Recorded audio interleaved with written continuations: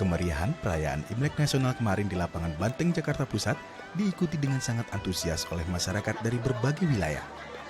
Selain menikmati pertunjukan kesenian dari para seniman dan para pengisi acara, masyarakat juga diajak untuk menikmati berbagai hidangan dari 700 pelaku usaha kecil yang tersebar di seluruh area lapangan Banteng secara cuma-cuma. Keberadaan gerai makanan vegetarian yang digagas relawan Yayasan Buddha Seci ini menarik perhatian pengunjung.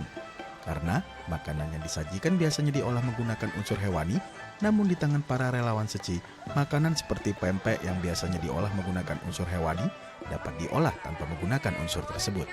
Yang tentunya dengan rasa yang tidak kalah lezat dengan makanan tersebut pada umumnya.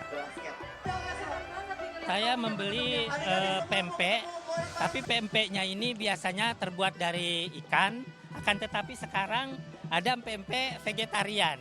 Dan ini luar biasa ini kayaknya. Jadi vegetarian ini kan membuat kita juga kesehatan kita terjamin. Dalam arti kita vegetarian ini kan kolesterolnya mungkin rendah dan ininya tensi untuk makanan-makanan Indonesia ini, Nusantara ini sebagai vegetarian ini sangat luar biasa.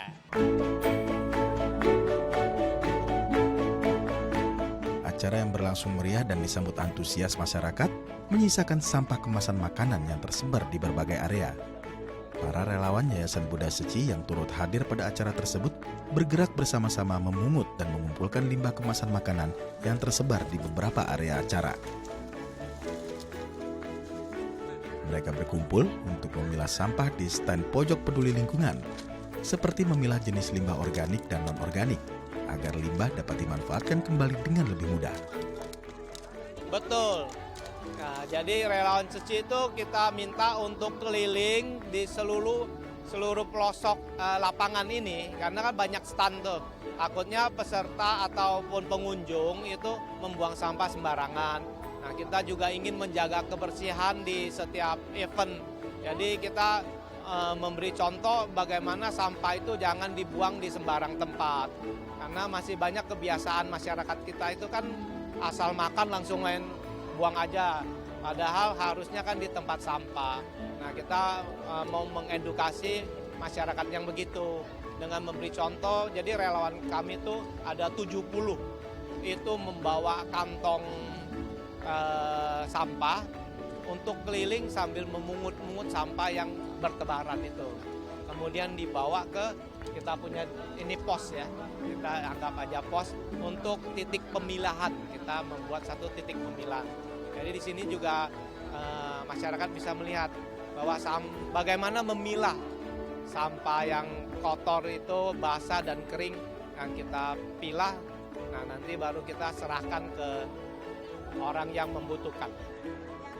Tak hanya mengutip sampah yang bisa didaur ulang di lapangan Banteng, relawan Seci juga mengenalkan aksi pelestarian lingkungan melalui brosur yang berisi berbagai kegiatan yang telah dilakukan para relawan.